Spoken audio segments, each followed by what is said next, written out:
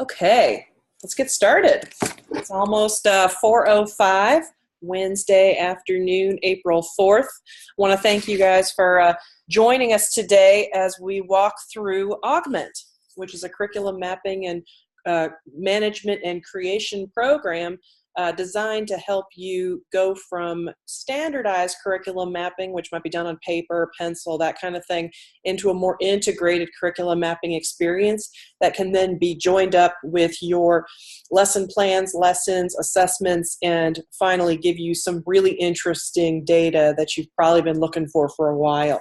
So that's what we're going to talk about today. Should take about 30 to 45 minutes to go through that, and I am going to stop along the way and ask you for questions. So if you do have a question during that time, don't forget to unmute yourself to ask that question so that I do hear it and then you're not just talking to yourself. But let's go ahead and get started. So my name is Joanna Wetmore. I'm the CEO and co-founder of EvoText, which is a women-owned software development company specializing in K-12 educational software, headquartered here in Burlington, Massachusetts. And about 2 years ago, we developed this program, Ogment, as a curriculum creation and management program designed to meet the needs of several districts with which we were working as co-development sites. So Ogment started off in co-development. It was a very intensive process, and we worked with districts from Florida to California, Texas, Oklahoma, New Mexico, and Massachusetts. And we worked with them on a very rigorous basis. So we did an intensive agreement of 18 months in length in which our software developers and our designers and our product developers were working hand in hand with educators, from superintendents and principals to curriculum coordinators and teachers in the classroom, and then some students as well, to develop out what they thought they would need and were not currently getting from their software processes, and what they thought might be better to digitize or to create a more useful process for while they're building out their curriculum maps and working that through the system. So it's really a debt of gratitude we owe to our educators who helped to co-develop this with us, and I'm very grateful for their support and continued questions. We never stop developing. We want to make sure that we get the features in there that people are looking for so that they can actually make a little bit more sense of the curriculum mapping process in their district and get a lot more useful data out of it. So as we say here, we're with you from day 1 to 180, and you'll see why in just a minute. So I'm just going to start off with, typically when we talk about curriculum mapping, we're looking at things like curriculum maps that if you think about where your curriculum maps are currently stored, you may not be using any in your district. You may have several sets of curriculum maps, but they're actually, several years old, have not been updated in a few years. You may have curriculum maps that are stored, maybe they're not as bad as being stored in a binder on a shelf somewhere, but maybe they're stored online somewhere and still haven't benefited from any updates. What they're certainly missing, because this really doesn't exist in curriculum mapping software, they're certainly missing the connections, direct connections to the lesson plans, the lessons, and the assessments that are being developed against those curriculum maps. And they're also missing a really rich layer of reporting that we're going to go into in just a second. And that rich layer of reporting is comprised of not only, how are the lesson plans, lessons, and assessments aligned with the curriculum map, but how are they being used, and how are the teachers using them in the classroom, how are the students using them in the classroom or out of the classroom, and finally, how are the students performing against the pieces of content that are directly aligned to that curriculum map. So to be able to generate a report that would show you student process and student progress piece by piece, all connected to the curriculum map, that's really what we're after. So really going beyond the binder, so to speak. So what we call our process is integrated curriculum mapping. And that means that you have it from day 1 to 180, from start to finish. You are working on things that are all referential back to the curriculum map. Your lesson plans are referencing back to the curriculum map. Your lessons themselves, and certainly those formative and summative assessments that you're using, are referencing back to the curriculum map. Many of our customers and other districts who are using the program will start off by building their summative assessments inside of Augment, and they will connect those directly up to the curriculum maps as they're developing those out, so that those side saddle with the curriculum map so that they can be given out when needed. And then we'll have the teachers who go in and they'll build out their lesson plans, or if they're feeling like they want to go a little further than that, they'll go in and build out their lessons inside the program to sort of meet the needs that are between the assessments. So that's one way of using it, but we'll go into that more as we get into the product. First things I just wanted to kind of show you are some of the differences between curriculum mapping that you may be seeing and what we're talking about when we do curriculum mapping. So in many cases, curriculum mapping is done not only on pieces of paper, but it's an arduous process. It is something where we spend a lot of money on professional development, or at least a lot of PLC time or other comp time, where we're working together to build out these curriculum maps, and then we don't necessarily have a good handle on how those curriculum maps are serving us through the course of the year. And that is their central focus and central job, is to make sure that those curriculum maps they're not just a statement of what we're going to do, but they need to be in service to us throughout the course of the year. And the only way to get them to be in service to us throughout the course of the year is to make sure that we're recording information against them and tracking information against them to see how valuable they really are. So no curriculum map should just be built and put on a shelf. It's sort of like a business plan. When you build out a business plan, you don't just write the business plan and then put it away. Your business plan is a living document, and so is a curriculum map. It's a living, breathing document. And so within Ogment, when you build out a curriculum map, you're actually publishing it to the district, and you can make changes to it all year long. And anybody who's connected to that curriculum map, i.e. building courses against that curriculum map, benefits from those changes right then and there. And so if you, as a curriculum coordinator, for example, want to build out a curriculum map and then attach several resources to that curriculum map at specific points. So let's say you want, you've got a standard inside your curriculum map that you're trying to cover, and you want to make sure that teachers have a good access to some high quality materials that are used to teach that particular standard. You can attach those directly inside of Ogment, right there at point of use to the standard, so that the teachers will see that, benefit from that, and be able to use those things when they go through their lesson planning and lesson creation process. That's just part of what we're doing inside of Ogment. But in many cases, when you look at sort of what Ogment has versus what others might have in their curriculum mapping, a lot of our customers tell us about the fact that they started off with, hey, we had another curriculum mapping software piece.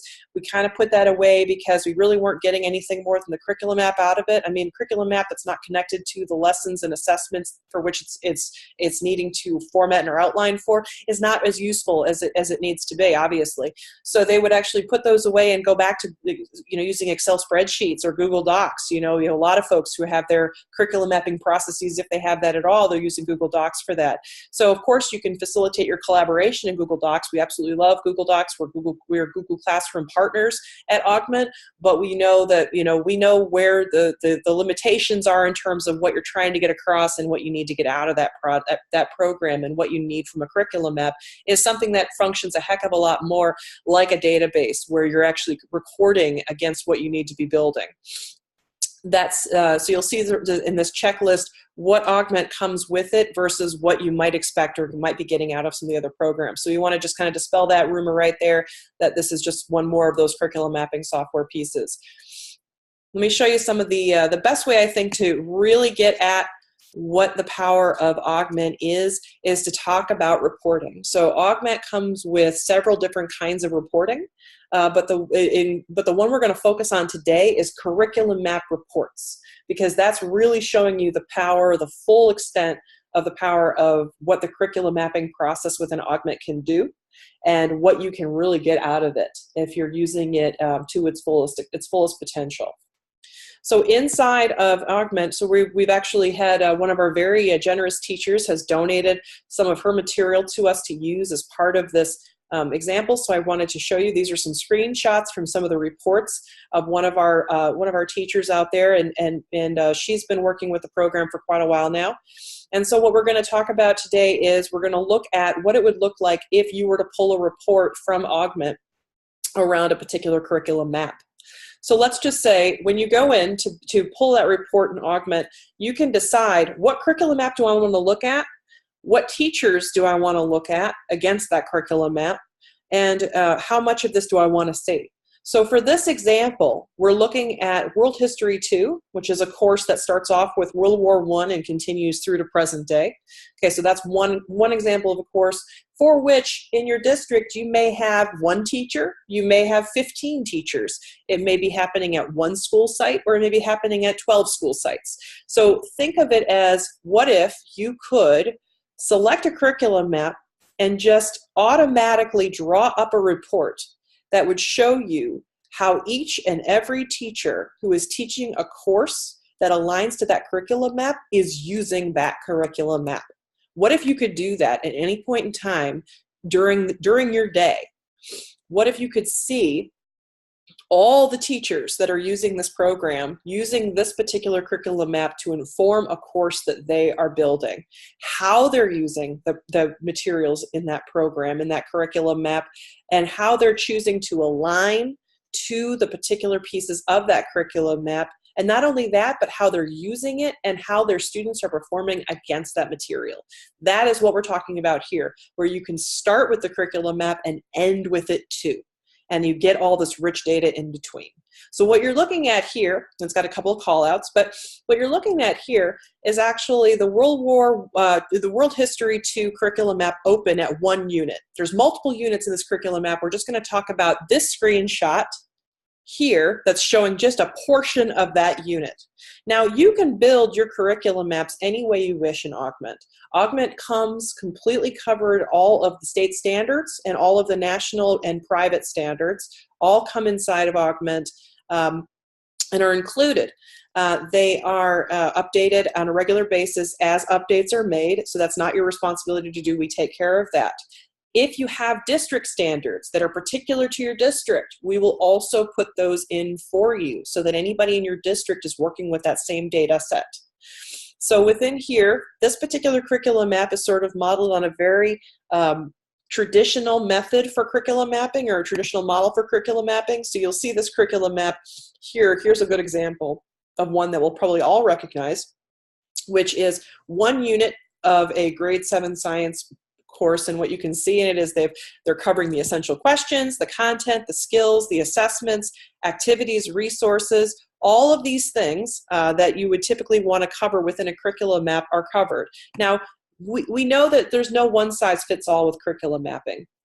You may want to focus on goals and standards and not include anything else. You may build a curriculum map entirely of standards that doesn't necessarily include a lot of the other pieces. You may decide that vocabulary is very important to you, or key concepts are very important to you, or that you want to include Danielson's Domain 3, or that you have learning strategies that you want to incorporate.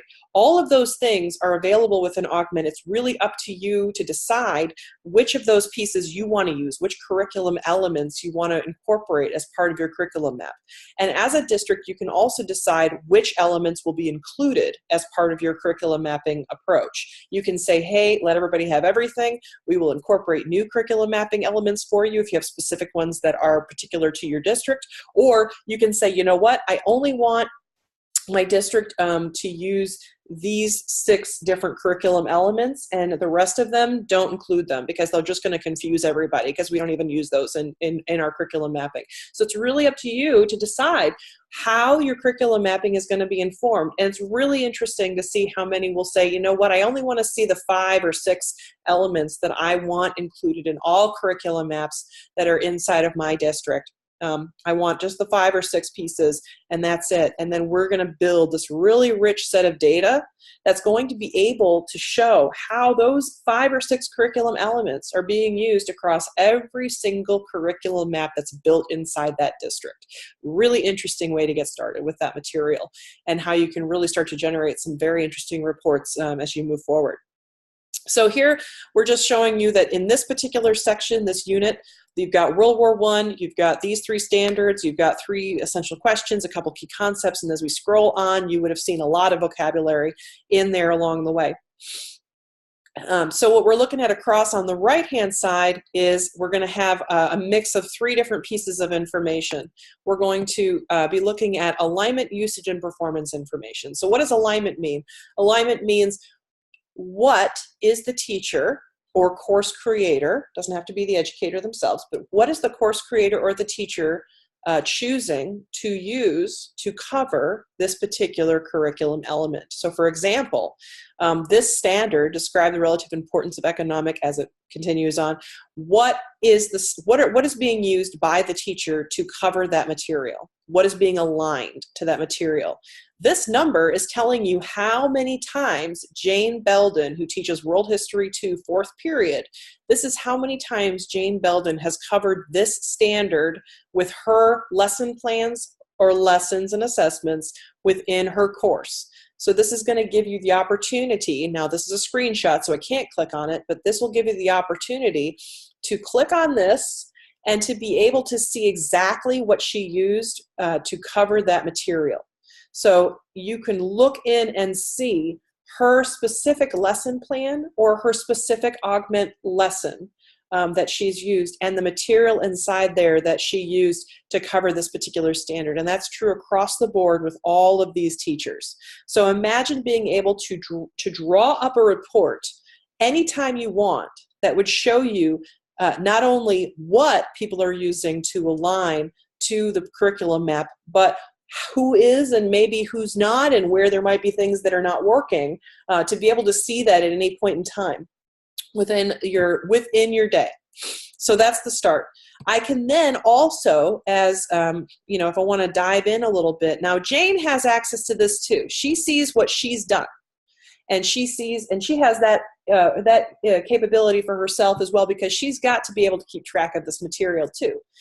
This report was actually created at the request of teachers who said, I want to be able to see what I've used to cover what, how much time I've spent on something, and how my students are doing. So they can pull up this report for themselves and see how their students are doing, how their classes are doing, what's the usage like, what's the performance like, what's the alignment look like, how does this look from an outside perspective. That's very important for the teachers to be able to see that as well. So as we click in, you can actually look deeper into, here are some of Jane's lessons. And you can see which lessons, based on the check mark, are showing coverage of a particular standard or other curriculum element in here. And that's true all the way down to the individual elements within the lesson. Question Q1 is question 1, video, question 2, question 3, and so on and so forth. You can look all the way across and see what Jane's main causes of World War I lesson, what does that cover and where does it cover it, if I can see that. And then I can actually go look at that lesson, which I'm going to show you in just a few minutes. You're going to get to see what that lesson actually looks like that she put together. Now let's move on to alignment. So the first step, obviously, or usage rather, the first step is alignment. What do I use to cover this or that? Everything in our system is drag and drop. So when a teacher goes in to create a lesson plan or to build a lesson, they can drag over the elements from the curriculum map into their lesson plan to show this is what I'm covering today, and here's what I'm planning on doing, and then here are some of the materials that I want to use to cover it, and that can be the end. Now, you can go further and start to really build out interactive lessons, something where you could use it more as a presentation, something that you could actually assign out to the students. Ogment accommodates administrators, teachers, students, and parents. They all have logins into the system. So you can choose to use this program not only as a administrator to teacher communication tool and collaboration tool, but also have it going all the way to the student so that you can get a lot more of that rich usage and performance data. So just take a look at this page and think about where your district might be in terms of being able to adopt something like this. Now, Ogment is useful as an alignment tool set and can be used to keep track of those materials in terms of the lesson planning against the curriculum mapping, that's for sure. But if you can go a little bit further, you're going to get even more of that rich data. So for one thing, let's say you have your teachers, you give them that capability to make a lesson. They go in, they build that lesson, they present that lesson in front of the class. Ogment will help them to keep track of how long they spent on individual elements within that lesson. Again, a request from the teachers that we worked with who said, I kind of want to know where I'm spending most of my time. I got 43 minutes to get through this material. So am I spending too much time on this piece, or am I spending not enough time on this other piece over here? So being able to keep track of that for them means they don't have to keep track of that themselves. Now, sure, you can load up your PowerPoint, and a lot of teachers are still using PowerPoint. They'll load up their PowerPoint, they'll hit presentation mode, and it will keep track of how long the presentation of the entire PowerPoint has made. But within our program, it keeps track of how much time is spent on each and every slide, each and every part. It includes how long was spent watching a video, how much of that video was watched, how was something answered during the class, what kind of comments and questions do you have on it. And if you're teaching that same exact class 4 times a day, it will keep track of those 4 different instances for which that happened. So within here, you've got the usage information that's going to tell you, now, this will tell you how much time did you spend on material that's aligned to this standard, presenting it in class, presenting it as part of the class time. So it can tell you that 3 minutes and 40 seconds were spent on material that was aligned to this standard, okay? The second number over here, so that's the teacher number. Now, if you get over to the student number, that will tell you how much time on average students in that class spent on that exact same material. So if you do have students going in and using the program and actually completing those lessons or completing assignments within the lesson or taking their assessment inside the system, you can dig down and see exactly how much time was spent on each and every item, and then you can also see it based on how it was aligned to the curriculum map or the standards or the curriculum elements also within the curriculum map. So you get quite a rich set of data. Now again, it's not good, it's not bad, it's just data. And that data can be used for a lot of different reasons, not only for review by a teacher themselves who's just sort of trying to figure out how much time is a good amount of time to spend on this topic, but also whether or not the teacher wants to dig in and see, which students are really getting this, which students need more time, which students are not engaging with this material. Those are all things that can be answered with this level of usage data. So we dig down again, you can see teacher and student, you can see the teacher's amount of time spent on something, and then the class average amount of time spent on it as well. And you can dig into a particular lesson and see that for each and every one of those elements to where it was aligned. And you can go as deep into it as a question or a video within a particular lesson. Now, the third thing that everybody wants to know about, obviously, is if something is aligned to a particular set of standards, if it's aligned and it's being used, how are they doing with it? Obviously, there's your third question. How are they doing? So here you get a class summary of performance against the materials that are aligned to this particular standard. So this 74% represents the class average against those 4 instances of material that were aligned to this standard. Now you can draw up this report in many different ways. You do not have to look at it from the curriculum map. You can look at it from the course itself, so you can just walk through each lesson and see how everybody's doing against each lesson. You can go all the way down to the student. You can look at individual students against the class.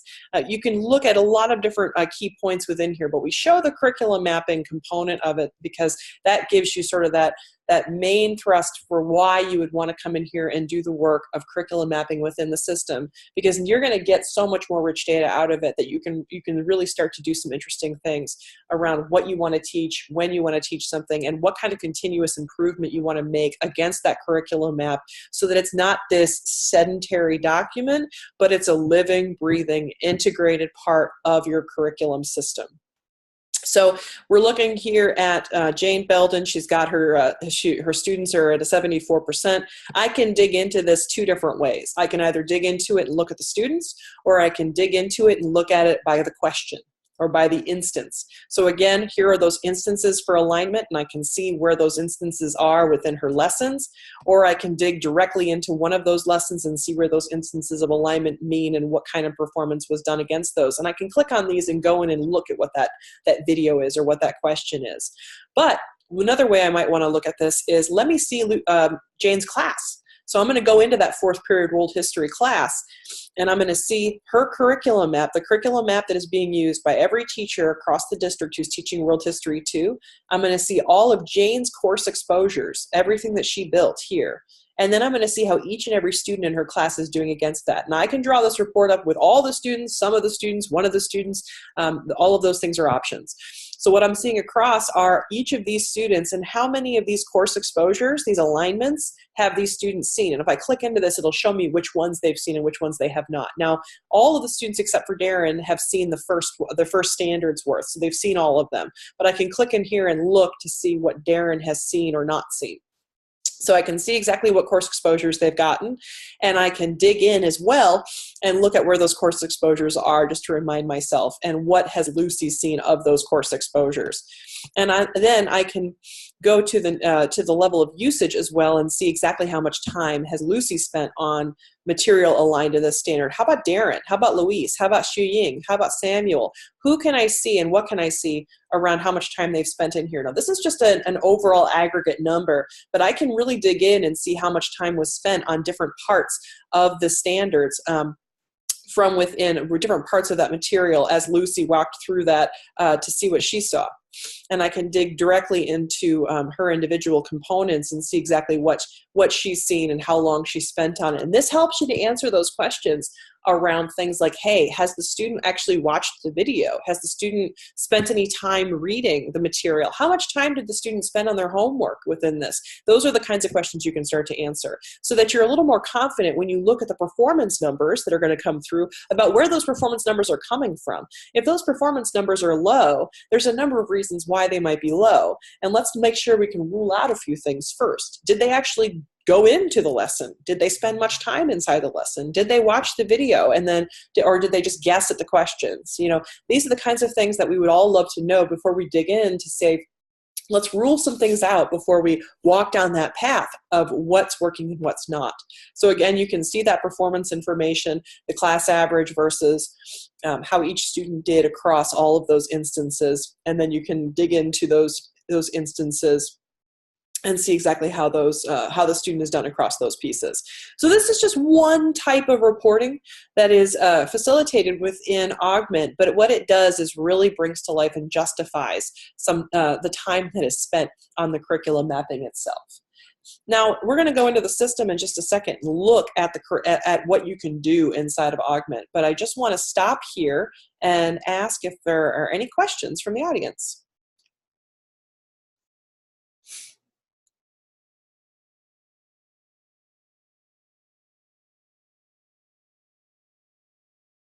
All right, going once, going twice. All right, let's move on. So let's close this out and let's head into the program. When I log into Ogment as a teacher or as a curriculum director, I'm going to get access to, the first place I'm going to stop is my stuff. This is where I can store all the materials that I have collected or that I've pulled into my account. Ogment has a nice array of materials that allow you to really use this the way you might use a learning management system, but this has a very particular purpose, and you're going to see how directed the features inside of Ogment are, that we are very focused on that curriculum mapping and management process. So you're going to see things that are just a little bit more tailored towards that end goal and towards getting you the best of your reporting that you can get. So within the program itself, I'll just walk very quickly down the side here to see what you have here. You have the ability to store anything you want from within the program, and then you can filter those elements down. Now, the way you get things into Ogment, there's a couple of different methodologies. So one is that you upload files. You can upload as many files as you wish. You just have to select your files, you go through, you select these, and then it will upload them all at once. So there's many ways in which you can pull those, you can pull in many types of files, I should say. There is no space limit on Ogment, so we don't charge for space, and we don't set any limits as to how big your account can be, because space is pretty cheap. And sometimes these files can get quite large. So if you're trying to pull in some videos or you're trying to pull in some interactive files, you're going to need a little bit of extra space. That's fine. We obviously allow for that. So you can pull in videos, PowerPoints, worksheets, other types of PDFs that you might be looking at, images, anything that you need that's somewhere else and you want it to be in one place. So if I were to, for example, just select a few of these, It's going to go through and pull them in one by one as I upload, but I can also tag anything I want to come into the system. Now, these are my tags. I built these tags. This is my personal account. These are my personal tags. I can use any tags I've already created, or I can create a new set right there at point of use. So we'll just do, that's my new tag, and I just built it right there on the spot. And if I wanted to add an ELA as one of my tags, there we go. It grabbed it from there. When I click the upload button, which I won't do here because I don't want to actually pull these things in, but when I click the upload button, it's going to take all these files, process them, it's going to pass them through a virus scanner, it's going to make sure that nothing's corrupt, and then it's going to store them inside the program for me, and I can find them using a variety of different methodologies and metadata that are going to be pulled in for that. So anything you want to pull into here, you can. Now, the other common way people will pull things into Ogment is they will use the Clipper. The Clipper is actually a browser extension, and what it allows you to do is to go to a particular page. Let's say you want to go to YouTube. Let's say you love videos from YouTube. You can go to YouTube, clip a video. So once you get to YouTube, you go to that page that you want to grab that video from. You're going to clip that video. So let's go over to YouTube. I'll just show you real quick how that works. So you're going to want to make sure you're on the actual page with the video. So we'll go to with my handy dandy cell division, and we're going to go with cell division and the cell cycle.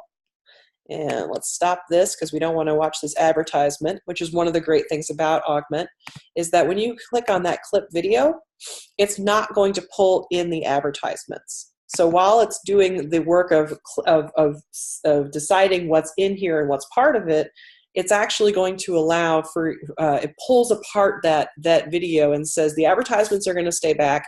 I just want the video, and I also want the information that goes with the video. So it'll pull in things like the description, the author, whomever pulled that up, and it will also include the citation information. So everything is responsibly sourced and cited within Ogment. So you're not just pulling in random things or just making a copy of something. It will store that video inside Ogment for you to use at any point within your program needs. It is not storing a bookmark. It is not a URL that is being stored. What is being stored is an actual copy of the video with all the citation and sourcing information that you would need as an educator to use that video responsibly.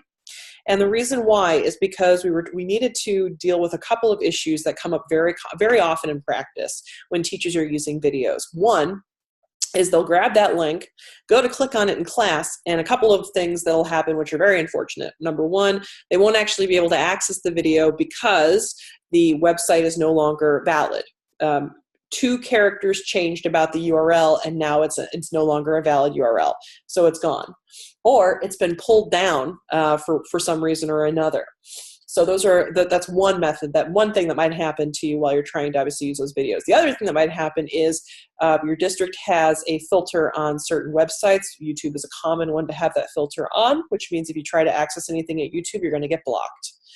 If you've already pulled the video into Ogment and your district is using Ogment, then then Ogment will be on the white label or the whitelist of your district, and then it will be able to be accessed because we're already in your district, and anything that's inside of Ogment is also accessible within your district. So that's one great thing about that that's going to come through. In addition to clipping videos, you can also clip articles and images. So if you go out and you're on Google Images, or if you're on a site and you want a particular image, it's going to search the image much like Pinterest does. It'll search that image, it'll ask which ones do you want to save, and then it will include a lot of the citation and sourcing information for those images, and then you can tag them and keep them just like you would with a video or an uploaded file. In addition to that, you can also clip articles. So when we're clipping articles, we're actually grabbing not everything on the screen. We're actually grabbing the content of the article itself. So for example, here's an article that was clipped and pulled in. And what we grabbed is the information from the article was pulled in. This is a Hurricane Irma article, and what we were able to pull in were a lot of the information that comes from that article includes things like, let's go back here and take a look at the info. So the info, this came from the ABC News. It has the author information, the creation date, the date that it was last modified, the site that it came from, the language that it comes from, the source, and then you can add a card image if you want to make it easier for you to find. You can also add alignments to this resource. That's true of any resource in the program. You can make alignments to things like videos and images and articles. And then it also has extra info that comes with it. So the description that comes from the site will also come in with it. And then if you want to add tags, subject or grade, you can absolutely do that as well. You can add collaborators on this as well, on anything, and you can collaborate on within Ogment. But what's even cooler is that every article that comes through Ogment, not only does it strips away the advertisement and all of the distracting navigation around it, but we also put the Lexile number on it. So everything that comes through as an article, whether you build an article in the system, so you can literally write your own articles, or write your own, an article is just a written document in Ogment, that's all that means. So you can write your own articles in Ogment, or you can pull articles in through Ogment, comes with a Lexile measure. And that Lexile measure is not the only thing that it comes with. It also comes with an equivalence range for other systems. So for example, this article came through as a 1240 Lexile, and it will show you across that Accelerated Reader, AR, ATOS, DRA, Pontus and Pinnell, et cetera, all of these other programs, it will show you what that came through as if there's an equivalent measure within that program. So that's true of all of those pieces. So you can pull in any kind of material that you like within the program, and then we separate it out and help you to keep track of it. So you can filter this down to just look at your articles, your assessments, your audio files, your bookmarks, your uploaded files, your images, your lessons, rubrics, videos, courses, curriculum maps, premium content, web content. And then finally, if you're collaborating, as we said, you can collaborate anything you want inside of Ogment. If you're collaborating on something with other colleagues in your district, you can isolate that down and just look at what you're collaborating on. So within here, I'm collaborating on a particular lesson with some of my colleagues. If you have things that you are publishing out to the stream, we'll talk about that in a second. Those are also going to be listed here. If you have things that are pending approval from the district, if you want to send some things out that way, you have that showing here as well. So anything you can narrow down, you can do here. You can also tag and change the tags and edit the tags of anything you like within the system as well. And you can search through all of your stuff over here by filtering down by keywords. So if I just want that Irma article, then I just keyword search Irma and up it comes. Now if I had multiple things in here, I could filter the resource down to a particular type that I'm looking for, or if I was looking for things for a particular grade or subject or with certain tags, I could do that here as well. Now, let's just take a quick look down the side of what you've got over here. So for one thing, you have to have an assignment manager. Assignments with an Ogment constitute lessons and assessments. So you can make those assignments directly in the system, and you can do so directly to your classes. Ogment connects up with your SIS via Clever Connection, or we can do self-registration in the system. So we will integrate with your SIS so that we can get your classes of students, your rosters, and your teachers.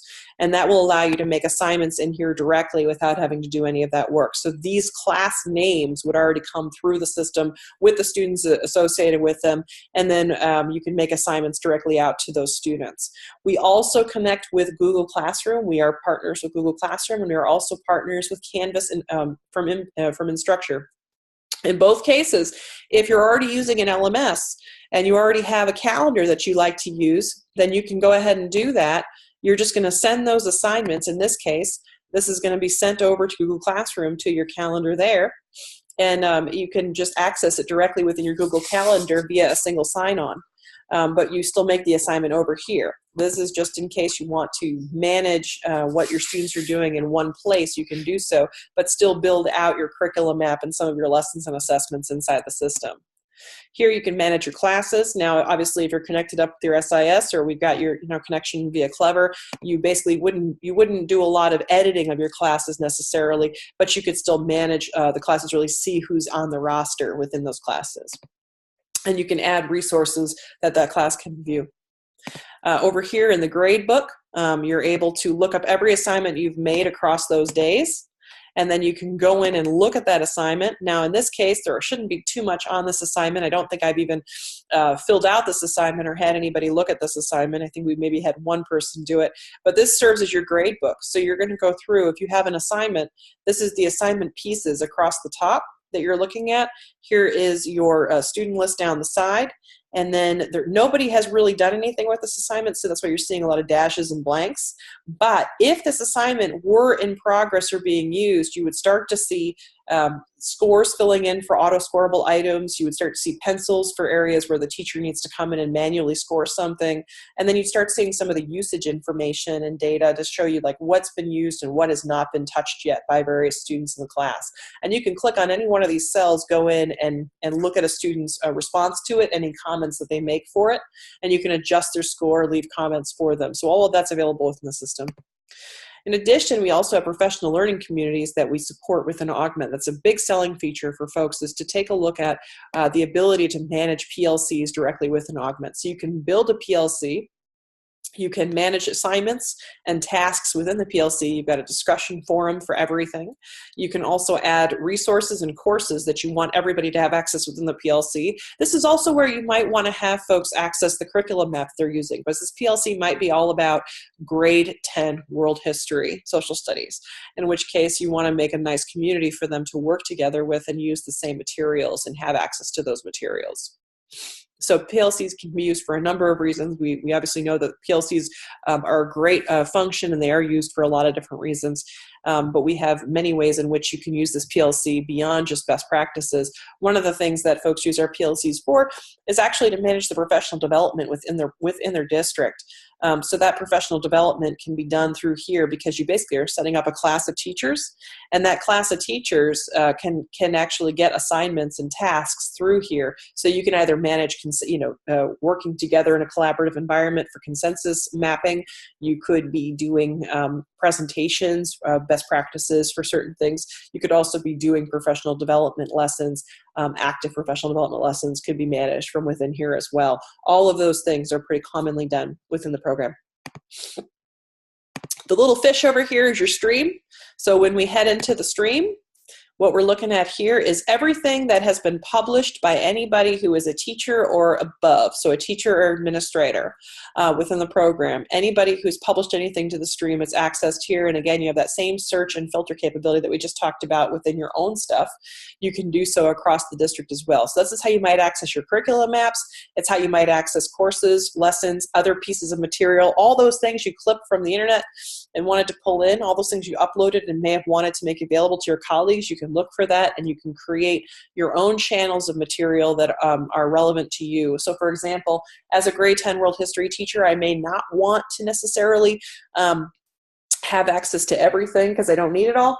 I may just want to see things that are relevant to me and my grades, or I may only want to see things that are relevant to me and my set of teachers that I work with. And you can make those filter choices within your stream and create as many channels as you wish to manage that material. We have notifications, help articles that are extremely useful, and then obviously your public profile to manage down here. But what I'm going to show you back over here is, let's get into that curriculum mapping. Let's talk about that curriculum mapping. So I'm going to show you an example of a curriculum map from one of our teachers who wanted us to use this, and we said, great, we would love to. So inside the curriculum map that was built, this is a curriculum map that could be accessed by all those teachers. Think about that set of reporting we looked at in the beginning. All those teachers who are accessing this curriculum map, this is where it's being built.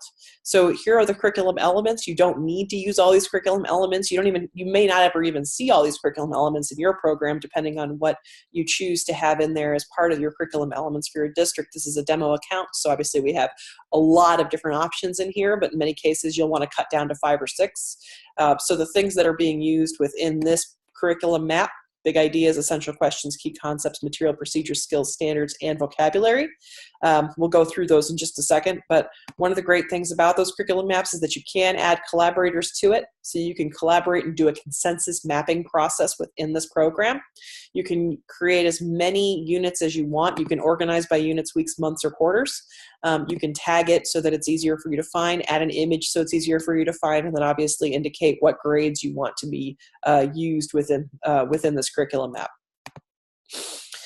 You can add units as you go, add sections as you go, and of course add resources as you go. And those resources are things like those videos, those articles, those summative assessments. All those things can be added inside this curriculum map and made available at point of use. we're just going to open up one section. So the World War I and the Russian Revolution. So the way that this teacher and group uses units, they're a little bit more like topics. That's why there's so many of them. So in there, she's pulled in the standards that she wants to use, and that's where she's kind of making her start. She will also pull in those essential questions and key concepts. Those things can be customized within the program, and then you end up with a nice library of essential questions, key concepts, vocabulary, all the curriculum elements, so that you can use them again and again. So for example, let's take a look at the standards. When you're actually pulling in the standards, you're going to browse through those standards and grab your set. So for this example, the teacher is actually in Arizona, so I'm just going to go ahead and look at the college and career ready standards just so you can see what's being pulled down. And we're going to go ahead and grab 910 history and social studies and add that bookmark, add those bookmarks. So all of those standards are available within here. And then you're going to go back and show the bookmarks, and now you never have to touch that again. Your standards are all ready. These are the standard sets, these are the standard sets you're going to work with throughout the course. And now let's take a look in here and open up that standard set. So World History, Arizona grade level articulations. What you've got down the side are, here are all the standards from there, and then anything in white with a number next to it is a standard that has been used in this curriculum map somewhere. So the white means, and all this is determined by just dragging it over. So it's drag and drop. Everything is drag and drop. All right, and then when you look at that number off to the side, that's how many times that standard has been referenced in this curriculum map. So if I click on that one, it's going to show me exactly where it's covered, and if I click on that, it's going to take me directly to that point in the curriculum map. So this is how you can keep track of everything that needs to be covered within that standard set inside that curriculum map. But you can add any number of other elements as well. So vocabulary, for example, you may want to add some academic or content. You can create subcategories of those curriculum elements, and then you will, when you add those curriculum elements in, it keeps track down here of all those curriculum elements, so you can use them again and again and again throughout. So that's true across the board with those curriculum elements. Okay, so that's building out your curriculum map, and you can embed things within your curriculum map so that you have resources that are embedded within that standard set, or you can keep things a little bit more tidy and separated and just move on and build and add more things below the set of standards. So this curriculum map would then be published. You can make changes to it anytime you need to, and those changes will show to the end, anybody who's connected to that curriculum map. So I'm going to go in as a teacher, I'm shifting gears, and I am creating a course that is aligned to that curriculum map. So for example, over here in my course, I can also collaborate with folks and make a consensus course if I like. I can organize it any way I like. You can add tags and images as well. But what I'm doing over here as well is making sure that I'm connected with that curriculum map. So this is the curriculum map that we were just looking at just a second ago, and I'm connected to it in my course. So me and every other teacher out there can choose to stay connected to that curriculum map. You can connect to as many curriculum maps as you want. So if you have a multidisciplinary course that you're putting together, like you're putting together a STEM course, and you have curriculum maps for mathematics and science that you need to incorporate, you can do that. You can also build a multidisciplinary curriculum map too. So there's no, curriculum maps can be multidisciplinary, courses can be multidisciplinary. You can connect to as many curriculum maps as you want within a course, and a curriculum map can connect to as many courses as is needed. So there's no limit on that. So this person could be using multiple curriculum maps if they're trying to incorporate the needs of multiple things into one course, or the curriculum map itself could incorporate all those things into one course. So I'm going to open this up down here, and this is that curriculum map we were talking about, and I'm going to open up World War I section over here, and this is the standards that the teacher had put together for the curriculum map. And in this case, when you see the check marks next to it, that means that this curriculum element has been aligned twice to things over here in this teacher's course. So the teacher can keep track of what they've covered and have yet to cover. So when I go over into World War I, into that section, here are the lessons that I may have made. I can build lesson plans, which are just the lesson itself, the plan itself, for what I plan to do, and align my standards all via drag and drop. or I can go further and build an interactive lesson. And of course, I can always build the assessments or drag the assessments over from the curriculum map itself. But this is just telling me that twice I've covered this particular standard, and that's exactly the material that's being fed into the reports that we looked at in the very beginning. So if I see this number here, that's the number that's going to show up in the reports. So let's take a look over here. If I wanted to align this, it's going to first tell me, oops, you got to choose a lesson. So I will click on align, and then I'm going to drag this over, and then that number updates to 2 times, and that's how easy it is to align.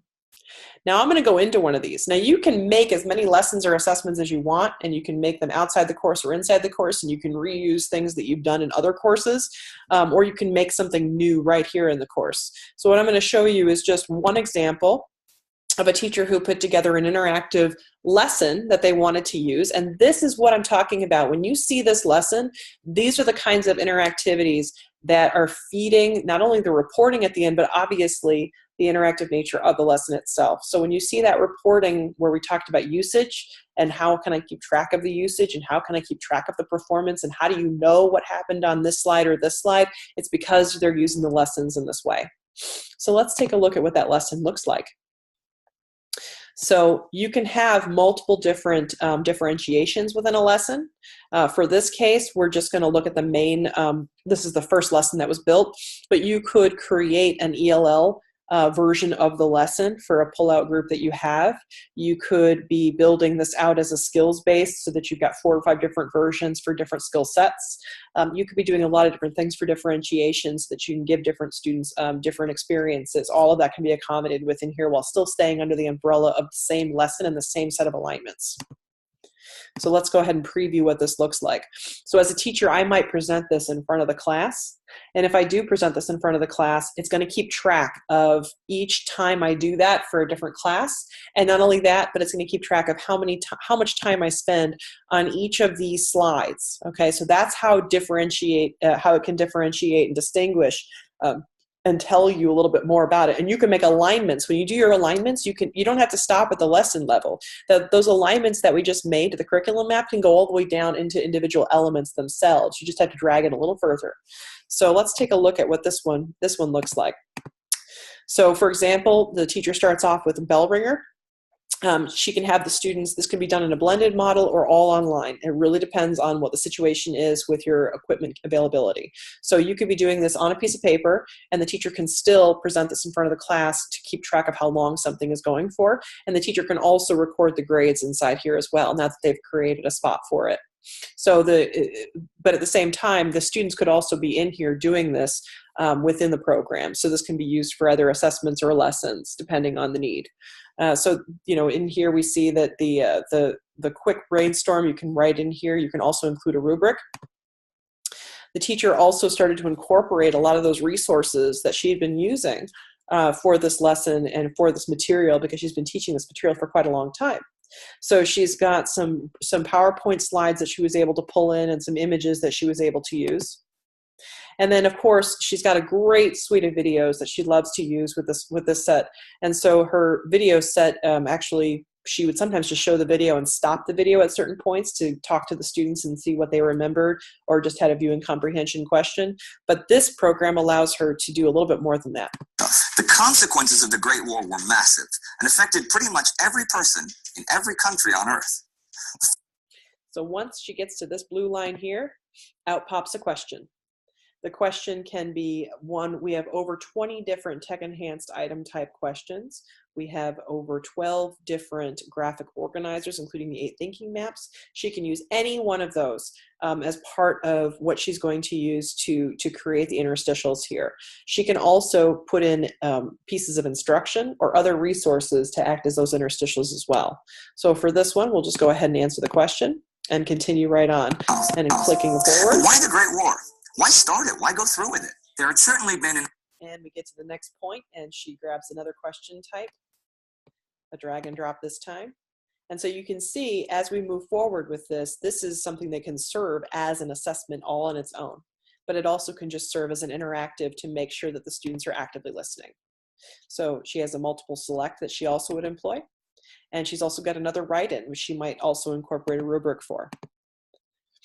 And then she has a PowerPoint that she likes to use. She's been using this for a long time. And she said, you know what? It's time for me to incorporate my PowerPoint into Augment so that I can keep track of how much time I'm spending on it. Now, she could have incorporated it slide by slide into the program, but she chose instead to put this in as one so that she could kind of go through it at her own pace. Meanwhile, her students, either on a piece of paper or inside the program here or on the next slide, and they are taking Cornell notes. And that's one of the graphic organizers that comes with the program. So either they're doing this on a piece of paper or they're doing it here on this slide, and all of that can be incorporated directly within the program so the teacher can look at it afterwards in the gradebook. In addition, she went through and built some more quick quizzes, some different types of questions where she can incorporate images and drag and drop. Another multiple select, some fill-in, multiple choice, a drop-down choice, another incorporated image, respond to a image prompt. And then she has, you can use passage with questions, image with questions, video with questions, and audio with questions. And in any one of those cases, so if it was a passage, you'd see the passage over here and then all the questions off to the side. So for this one, instead, she said, I'm going to do a vocabulary exercise and have them fill that out over here. So for every single vocabulary word listed on the left, you can go over to the right and create a word, a definition, a personal association, and complete use of it in a sentence. So that's what you're seeing across the top there. So this gives you a nice background, sense of background for what you can build inside of Ogment. And again, everything inside of the lesson and assessment editor is drag and drop. So you pull in your resources, you decide on what questions you want to use, or if you want to incorporate any interactivity to that, you decide on the graphic organizers, and then you drag everything over. So it's all just drag and drop like this. And the ability to use those questions, we worked very hard to make sure that they're very easy to work with. So again, everything, grab the video from your resource set, pull the video over, and then go back and grab the lesson type or the question types that you want to incorporate, or the images or the graphic organizers that you want to incorporate, and then follow the quick instructions on how to make that question work for you. So you've got the editing capability, the preview, the ability to align it even further. So if you want to make more pointed alignments to get more exacting data out of it, you can do that here as well. And then you can also, for every question type, we have an exemplar so you can see what it might look like if it's not one that you're familiar with. And what's nice about these question types, as well as they include the DOK, so you get another point of information. So you can indicate the depth of knowledge level for each question, and if you're having trouble kind of remembering some of those guide words that you might need for determining depth of knowledge, they're here as well in the wheel, in the DOK wheel. All right, so I'm going to, that is going to wrap for our webinar today. I realize I did go over a little bit. I do appreciate you hanging on with me and just to see what we've got available here. There's a lot more to talk about. We'll get into it in later webinars. We'll go a little bit further, but just giving you a sense of the kinds of tool sets that you have available in this program so that you can really get that rich data out of it and have more of an interactive, integrated curriculum mapping experience as opposed to the typical experience we have now with the curriculum mapping, where it's not really quite going to the level you need it to go to. So with that, do I have any other questions that I can answer? What about parents? Good question. So the student experience that the students get is driven off of what we see over here in the assignment manager. So the students see whatever is assigned out here, and then what the parents see is exactly what the students see. The parents get a read-only version of the student's account, so they can see what the students are working on day by day. They can see the resources that are available to them, and then the teacher can make comments and make those available directly to the parents as well, in case there's need for further communication. Good question. Any other questions out there? I actually have a question. I'm a mentor teacher, so I have mentees that work underneath me. If I have a lesson that I'd like to share with them, do I have to post it up to the stream, or can I share it directly with them? Good question. No, you do not have to post it to the stream if you'd rather make a more direct share or collaboration. So instead, if you have this lesson here and you want to share it, click on the Share This button, and then it's going to ask you, well, who do you want to share it with? So you're going to then grab your list of teachers. You can filter it down over here and just click, click, click, and you grab those teachers, and off it will go into their notifications box.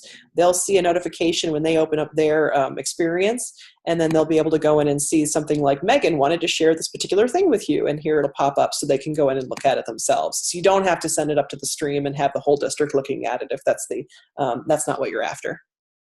And if I send something to either my mentee, or if I put something up to the stream, if somebody wants to like use it and change it, does it change mine?